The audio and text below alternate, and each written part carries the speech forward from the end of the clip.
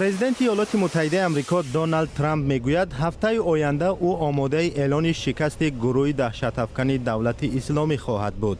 ترامپ می‌افزاید که نظامیان ایالات متحده آمریکا با ائتلاف متفقانش و نیروهای دموکراتی سوریه عملاً تمام قلمرو عراق و سوریه را از گروه دهشت‌افکن دولت اسلامی یا خود داعش پاک کردند. 6 فوریه در واشنگتن هیئت‌های 79 عضو ائتلاف ضد داعش جمع شده بودند. در این نشست پرزیدنت ایالات متحده آمریکا گفت ما منتظر پیشوازگیری سربازانمان در وطن هستیم. ماهی دکبر ترامپ اعلان کرد که 2000 سرباز آمریکایی را از سوریه به وطن برمیگرداند. منعقدان ابراز داشتند که بیرونشوی سربازان آمریکایی که به نیروهای کردی سوریه کمک می‌رسانند خلای سیاسی به وجود آورده، در نتیجه گروه‌های داعش و القاعده از نو جمع‌بندی و به پا خواهند خست.